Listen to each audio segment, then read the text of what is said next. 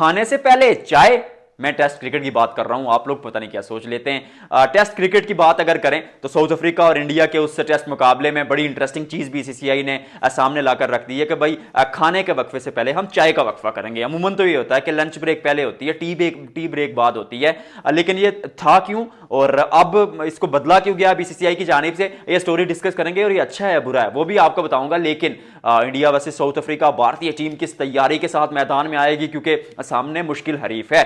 पाकिस्तान को पाकिस्तान के घर एक टेस्ट मुकाबला हरा कर आए, वहां एक एक से सीरीज बराबर हुई थी। साउथ अफ्रीका में आएंगे तो स्पिन गेंदबाज इनके बहुत अच्छे हैं, पर भारत के पास टैकल करने के लिए क्या क्या हथियार मौजूद होंगे और भारतीय टीम की स्क्वाड पर नजर डालेंगे कि यहां पर क्या कुलदीप भी टेस्ट खेलते हुए आपको नजर आएंगे। लेकिन आगाज करते हैं टी ब्रेक वाली उस स्टोरी से। पहले मैं सेशन की टाइमिंग आपको बता देता हूं कि किस किस टाइम से सेशन होंगे, बल्कि पहले आपको स्टोरी बताता हूं। बीसीसीआई ने फैसला किया है, भारतीय क्रिकेट बोर्ड ने, कि भाई इंडिया और साउथ अफ्रीका की जो टेस्ट सीरीज होगी उसमें हम चाय का वक्फा पहले करेंगे और खाने का वक्फा बात करेंगे।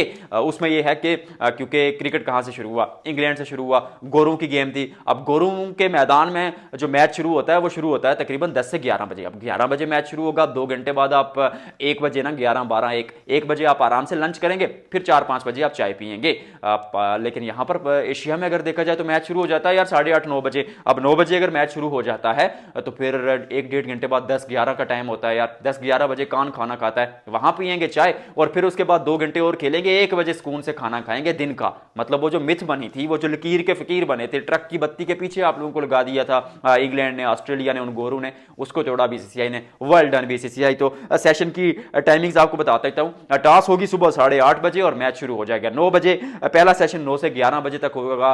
9 से 11 बजे, अब 11 बजे खाना खाने का टाइम तो नहीं होता, 11 बजे आप पियेंगे चाय। फिर उसके बाद देखा जाए तो 11:20 तक जब ये चाय का दौर खत्म होगा तो वहां से 1:20 तक जो है ना वो दूसरा सेशन होगा। फिर उसके बाद आप खाना खाएंगे मजे से, 1 1:30 बजे खाने का टाइम हो जाता है। फिर उसके बाद तीसरा सेशन 2 से 4 बजे तक होगा। तो ये एक बीसीसीआई ने नई चीज, एक नई मंतक सामने रखी है, विच आई एब्सोल्युटली लाइक, क्योंकि मुझे पसंद आया ये आइडिया। अब बात करते हैं थोड़ा भारतीय टीम की, भारतीय टीम के स्क्वाड की। सबसे पहले यह है कि भारतीय टीम के स्क्वाड पर अगर देखा जाए तो रन्स बनाने की उम्मीद की जाएगी यशस्वी जायसवाल से। खिलाड़ी में काबिलियत, खिलाड़ी में टैलेंट, पहली इनिंग्स में कद ऊपर होता है, तीसरी इनिंग्स में थोड़ा फेल हो जाते हैं, लेकिन इन कंडीशंस पर जब अपने घर आएंगे तो उम्मीद है वो रन्स बनाएंगे, क्योंकि सामने वाली टीम में स्पिन गेंदबाजी बहुत तकड़ी है। जो उनके न्यू गेंदबाज हैं उनसे लेकर कैशव महाराज तक देखा जाए पूरा वो भी मैं आपके सामने रखूंगा। लेकिन भारतीय टीम की ताकत के बारे में सबसे पहले आपको बताना जरूरी है। टॉप पर अगर देखा जाए तो यशस्वी जायसवाल है, शुभमन गिल है। अब गिल द कैप्टन, ओडीआई में रन्स नहीं बने, टी20 में रन्स नहीं बने, पर यहां पर आकर रन्स बनाने पड़ेंगे। और जब आप टेस्ट कप्तान होंगे और South Africa world test championship defending team के सामने आएंगे तो जो प्रेशर होगा, दबाव थोड़ा ज्यादा होगा।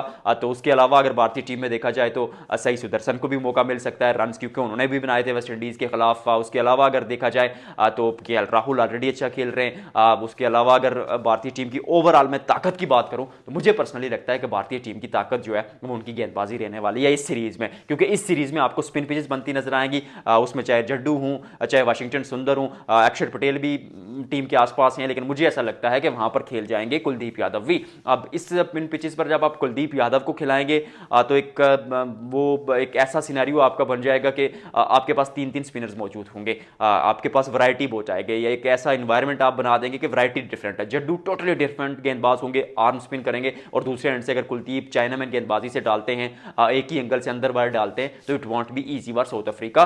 भारत साउथ अफ्रीका को पकड़ लेगा इस सीरीज में, लेकिन उतना आसान नहीं होगा, क्योंकि सामने वाली टीम में भी ताकत है। फुल स्ट्रेंथ टीम वापस आ गई है, चाहे टिम्बा बबूमा हूं, एडन मार्करम हूं। उसके अलावा अगर देखा जाए तो हरमर भी वापस आ गए, अच्छी स्पिन डालते हैं, बाबर आजम को आउट किया था। उसके अलावा लिजार्ड विलियम्स मौजूद होंगे, लिजार्ड विलियम्स को शायद खिलाए ना, लेकिन फिर भी केशव महाराज वहां पर मौजूद है, तो सामने वाली टीम में भी गहराई है। 7वें 8वें नंबर तक बल्लेबाजी है, मार्को यानसन तक बल्लेबाजी करते हैं। और अगर देखा जाए क्या कहते हैं गेंदबाजी में, तो मतलब रबाडा से लेकर देख ले यार, पाकिस्तान में इतनी अच्छी गेंदबाजी की, जहां पर तेज गेंदबाजी लेकर कुछ नहीं था, वहां पर भी बाबर आजम को आउट किया था और अच्छी तेज गेंदें डाली थी। पर मार्को यानसन लंबे कद के हैं, डेड पिचेस पर भी खुद पेस जनरेट करना जानते हैं। और फिर स्पिनर्स की भी बात करें तो स्पिन गेंदबाजी भी ठीक ठाक और अच्छी गेंदबाजी है। अब we have to find out it कि भारत कैसे अटैक करता है अब वहां पर साउथ अफ्रीका पे। It won't be an easy task team India, पर जीत जाएंगे यार, अपने घर ना, अपन शेयर है, अपन अपने घर को हरा, अपने घर किसी को भी हरा देगा।